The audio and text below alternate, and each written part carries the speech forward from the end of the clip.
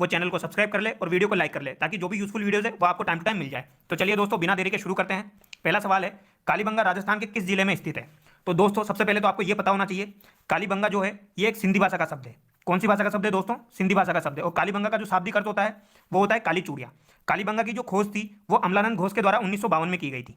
ठीक है, इसके अलावा 1961 से लेकर 1969 तक इसका जो उत्खनन था वो बीबी लाल और बीके थापर के द्वारा किया गया था। यहां से 7 अग्निकुंड भी मिले हैं, यह भी आपको ध्यान रखना है। कालीबंगा जो है वो घग्गर नदी के किनारे हनुमानगढ़ में स्थित है। सो ऑप्शन डी आपका यहां पर करेक्ट होगा। नेक्स्ट क्वेश्चन है, राजपूतों की अग्निकुंड से उत्पत्ति का सिद्धांत किसने दिया था? तो दोस्तों ये चंद्र बरदाई के द्वारा दिया गया था। ऑप्शन ए यहां पर आपका करेक्ट होगा। चंद्र बरदाई के द्वारा एक पुस्तक भी लिखी गई है जिसका नाम है पृथ्वीराज रासो, ये भी आपको ध्यान रखनी है। नेक्स्ट क्वेश्चन है, पद्मिनी किस शासक की पत्नी थी? ऑप्शन है दोस्तों आपके राणा सांगा, रतन सिंह, राज सिंह, मान सिंह।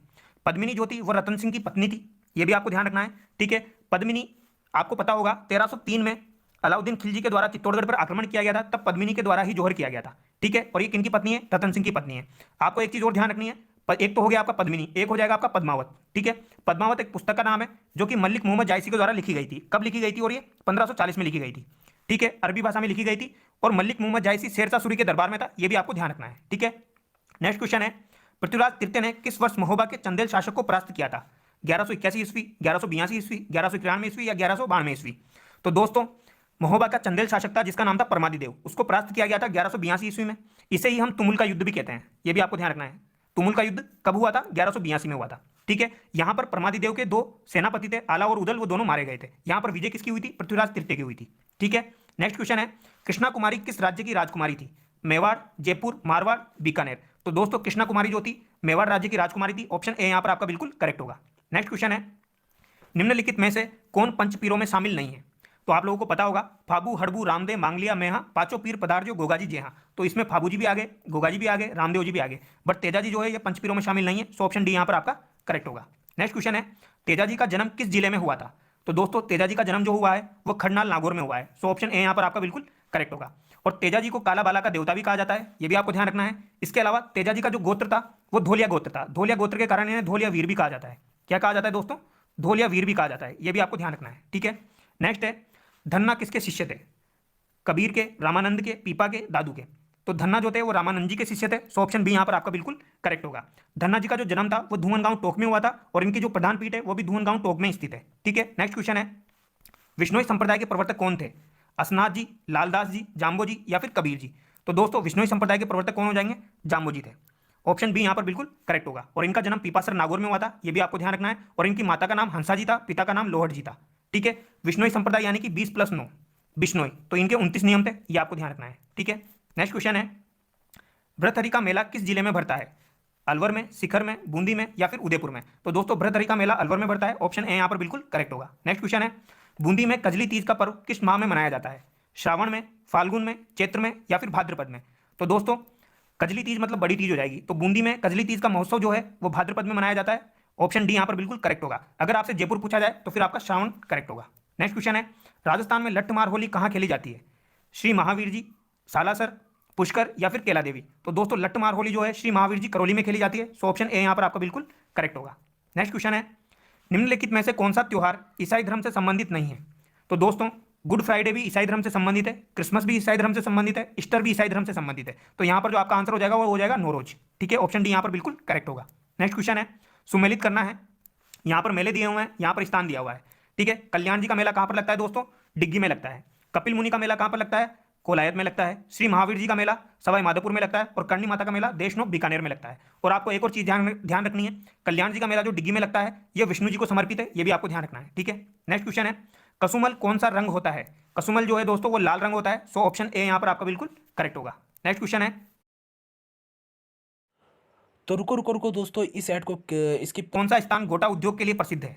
तो गोटा उद्योग के लिए दोस्तों खंडेला शिखर प्रसिद्ध है। सो ऑप्शन सी यहां पर आपका बिल्कुल करेक्ट होगा। नेक्स्ट क्वेश्चन है, बोरला नामक आभूषण स्त्रियां कहां पर धारण करती है? नाक में, कान में, हाथ में या फिर सिर पर? तो दोस्तों बोरला नामक आभूषण जो है वो सिर पर धारण किया जाता है। सो ऑप्शन डी यहां पर आपका बिल्कुल करेक्ट होगा। नेक्स्ट क्वेश्चन है, दांतों के बीच में सोने की कील जड़वाना क्या कहलाता है? तो दांतों के बीच में सोने की कील जड़वाना दोस्तों चूंप कहलाता है। सो ऑप्शन ए यहां पर आपका करेक्ट होगा। दांतों के 2 आभूषण है, एक तो आपका चूंप हो जाएगा और एक आपका क्या हो जाएगा दोस्तों? रखन हो जाएगा। ठीक है, बोरला आपका सिर का आभूषण है, दामना जो हो जाएगा दोस्तों ये उंगली का आभूषण है। नेक्स्ट क्वेश्चन है, थेवा कला किस जिले से संबंधित है? तो दोस्तों ये आप लोगों को पता होगा, बहुत अच्छे से याद होगा, प्रतापगढ़ से संबंधित है। ठीक है, नेक्स्ट क्वेश्चन है, पिछवाई चित्रांकन किस चित्रशैली की विशेषता है? तो दोस्तों पिछवाई चित्रांकन जो है ये नाथद्वारा चित्रशैली की विशेषता है। ऑप्शन डी यहाँ पर बिल्कुल करेक्ट होगा। नेक्स्ट क्वेश्चन है, बनी ठनी किस चित्रशैली से संबंधित है? किशनगढ़, कोटा, मारवाड़ या फिर चावंड? तो बनी ठनी दोस्तों किशनगढ़ चित्रशैली से संबंधित है। ऑप्शन ए यहाँ पर आपका बिल्कुल करेक्ट होगा। नेक्स्ट क्वेश्चन है, जमनादास, छोटेलाल, बक्साराम व नंदलाल चित्रकला की किस शैली से संबंधित है? तो दोस्तों जमनादास, छोटेलाल, बक्साराम जो है ये अलवर चित्रशैली से संबंधित है। सो ऑप्शन बी यहाँ पर आपका करेक्ट होगा। और अगर आपसे पूछा जाए डडीकर शैली या फिर बांसलो शैली आपसे पूछी जाए, या बांसलो चित्रण का संबंध कौन सी शैली से है? तो दोस्तों ये भी अलवर से है, यानी डडीकर या फिर बांसलो पूछा जाए तो इन दोनों का संबंध भी अलवर चित्रशैली से ही है। ठीक है, नेक्स्ट क्वेश्चन है, जयपुर राज्य के उस कारखाने का नाम बताइए जहां कलाकार चित्र और लघु चित्रण बनाते थे। तो दोस्तों ये हो जाएगा आपका सूरत खाना। अब यहाँ पर आपको ये ध्यान रखना है, एक तो यहाँ पर सूरत खाना दिया हुआ है, यहाँ पर सूरत खाना दिया हुआ है, तो यहाँ पर बड़ी ऊ की मात्रा आएगी यानी कि सूरत खाना। ठीक है, नेक्स्ट है, पक्षियों को महत्व देने वाली चित्रशैली है। तो दोस्तों पक्षियों को महत्व देने वाली चित्रशैली आपकी कौन सी हो जाएगी? बूंदी शैली। ठीक है, नेक्स्ट क्वेश्चन है, सांझी का संबंध किस देवी से है? सीता से, दुर्गा से, उषा से या फिर पार्वती से? तो सांझी का संबंध जो है दोस्तों वो पार्वती जी से है। ऑप्शन डी यहाँ पर करेक्ट होगा। नेक्स्ट क्वेश्चन है, फड़ वाचन का कार्य कौन करते हैं? भोपे, कालबेलिया, बंजारे या फिर सरगड़े? तो फड़ वाचन का जो कार्य है दोस्तों वो भोपों के द्वारा किया जाता है। ऑप्शन ए यहाँ पर आपका बिल्कुल करेक्ट होगा। नेक्स्ट क्वेश्चन है, मांगीलाल मिस्त्री की प्रसिद्धि का क्षेत्र है? रावणहत्ता, कावड़, पुंगी या फिर सेनाई? मांगीलाल मिस्त्री दोस्तों कावड़ से संबंधित है। सो ऑप्शन बी यहाँ पर बिल्कुल करेक्ट होगा। नेक्स्ट क्वेश्चन है, फड़ से संबंधित श्रीलाल जोशी किस जिले के निवासी है? भीलवाड़ा के, शिखर के, जयपुर के या फिर चूरू के? तो दोस्तों फड़ से संबंधित जो श्रीलाल जोशी है ये भीलवाड़ा से संबंधित है। ऑप्शन ए यहाँ पर करेक्ट होगा। नेक्स्ट क्वेश्चन है, सोजत किसके लिए प्रसिद्ध है? सोजत दोस्तों ऑप्शन दिए हुए हैं यहाँ पर, गुड़, कंबल, कावड़ या फिर मेहंदी। तो सोजत पाली में स्थित है जो कि मेहंदी के लिए फेमस है। ठीक है दोस्तों, नेक्स्ट क्वेश्चन है, किस दुर्ग के लिए कहा गया है कि यह दुर्ग बख्तरबंद है? रणथंभौर के लिए, नाहरगढ़ के लिए, सिवाना के लिए या फिर तारागढ़ के लिए? तो दोस्तों बख्तरबंद जो दुर्ग कहा गया है वो रणथंभौर को कहा गया है। ऑप्शन ए यहाँ पर करेक्ट होगा। और आपको एक चीज़ और ध्यान रखनी है, रणथंभौर दुर्ग के अंदर जोगी महल और सुपारी महल बने हुए हैं। ठीक है, जो कि काफ़ी बार एग्जाम में पूछे जाते हैं, जोगी महल और सुपारी महल। ठीक है, नेक्स्ट क्वेश्चन है, एक जैसे 9 महल किस किले में बने हुए हैं? नाहरगढ़ में, तारागढ़ में, चित्तौड़गढ़ में या फिर गागरोन में? एक जैसे 9 महल जो है दोस्तों नाहरगढ़ में बने हुए हैं। ठीक है, और नाहरगढ़ का जो पुराना नाम है वो है सुदर्शनगढ़। ये भी आपको ध्यान रखना है, क्या नाम है दोस्तों? सुदर्शनगढ़। ठीक है, नेक्स्ट क्वेश्चन है, अकबर का दुर्ग कहाँ स्थित है? अकबर का दुर्ग अजमेर, जयपुर, बीकानेर या फिर चित्तौड़गढ़? अकबर का दुर्ग जो है वो मैगजीन दुर्ग को कहा जाता है और मैगजीन दुर्ग अजमेर में स्थित है। सो ऑप्शन ए यहाँ पर आपका बिल्कुल करेक्ट होगा। नेक्स्ट क्वेश्चन है, हर्षद माता मंदिर कहाँ पर स्थित है? आबानेरी, पुष्कर, सालासर या फिर माउंट आबू? हर्षद माता का जो मंदिर है दोस्तों वो आबानेरी में स्थित है। ऑप्शन ए यहाँ पर बिल्कुल करेक्ट होगा। नेक्स्ट क्वेश्चन है, पटेलिया बिच्छो लालर क्या है? लोक नृत्य है या फिर लोकगीत है या फिर लोकनाट्य है या फिर वाद्य यंत्र है? तो दोस्तों पटेलिया बिच्छो लालर जो है ये लोकगीत है। ऑप्शन बी यहाँ पर करेक्ट होगा। नेक्स्ट क्वेश्चन है, लांगुरिया गीत किस देवी देवता से संबंधित है? जीण माता से, खाटू श्याम जी से, केला देवी से या फिर सी महावीर जी से? तो लांगुरिया गीत का संबंध दोस्तों केला देवी से है। ऑप्शन सी यहाँ पर करेक्ट होगा। नेक्स्ट क्वेश्चन है, अल्लाह जिलाबाई की प्रसिद्धि का कारण है? मांड गायन, नृत्य, कुरंजा नृत्य गायन या फिर रावण हत्या? तो दोस्तों यहाँ पर अल्लाह जिलाबाई का जो संबंध है वो मांड गायन से है। सो ऑप्शन ए यहाँ पर बिल्कुल करेक्ट होगा। नेक्स्ट क्वेश्चन है, गीदड़ नृत्य का संबंध किस क्षेत्र से है? मेवाड़ से, मारवाड़ से, शेखावटी से या फिर बाड़मेर से? तो दोस्तों गीदड़ नृत्य का संबंध शेखावटी क्षेत्र से है। चंग नृत्य का संबंध शेखावटी क्षेत्र से है। ये भी आपको ध्यान रखना है। नेक्स्ट क्वेश्चन है, कच्ची घोड़ी नृत्य किस अवसर पर किया जाता है? होली पर, विवाह पर, तीज पर या नवरात्र पर? कच्ची घोड़ी नृत्य जो है विवाह के अवसर पर किया जाता है और कच्ची घोड़ी नृत्य में झाज वाद्य यंत्र यूज में लिया जाता है। ये भी आपको ध्यान रखना है।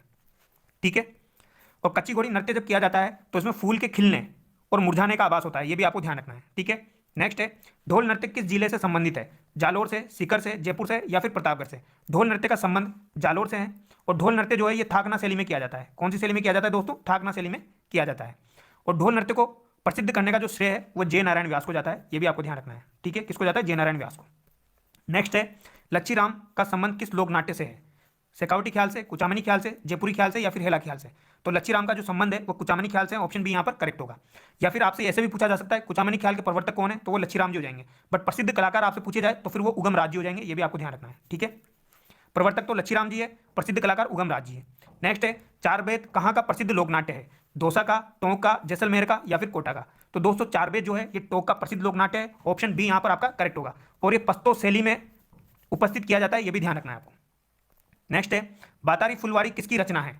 मालचंद तिवारी की, लक्ष्मी कुमारी की, श्रीलाल की या फिर विजयदान देता की? बातारी फुलवारी जो है दोस्तों ये विजयदान देता की रचना है जो कि 14 खंडों में विभक्त है, जो कि अभी 1 सेट के एग्जाम में पूछा गया था। ठीक है, नेक्स्ट क्वेश्चन है, जिस काव्य ग्रंथ में किसी राजा की कीर्ति, विजय, युद्ध, वीरता आदि का वर्णन हो उसे कहते हैं रूपक, रासो, विगत या फिर वेली।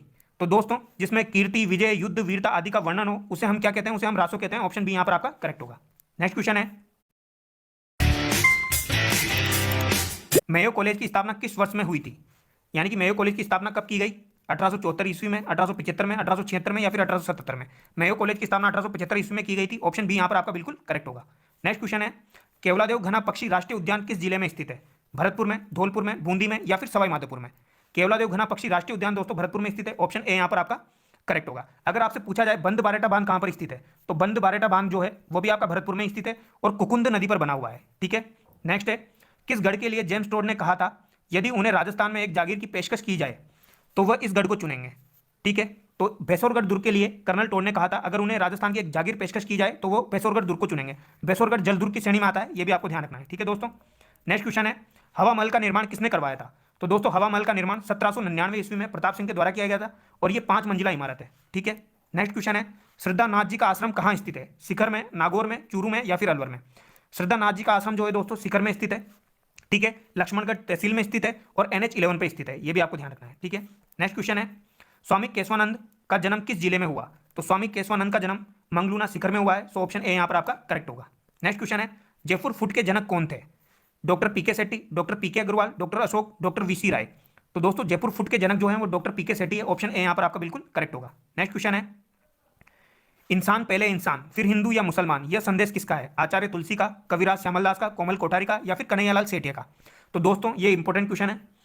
ये जो कथन है ये आचार्य तुलसी का है। ऑप्शन ए यहाँ पर करेक्ट होगा। नेक्स्ट क्वेश्चन है, वागड़ की मीरा किसे कहा जाता है? गौरीबाई को, पन्नाधाय को, रानाबाई को या फिर कमरावती को?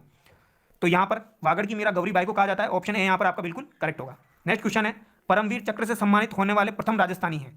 तो दोस्तों परमवीर चक्र से सम्मानित होने वाले पहले राजस्थानी पीरू सिंह है। इंपॉर्टेंट क्वेश्चन है, ध्यान रखना है। ठीक है, यहाँ पर लगभग हमारे 50 क्वेश्चन कंप्लीट हो चुके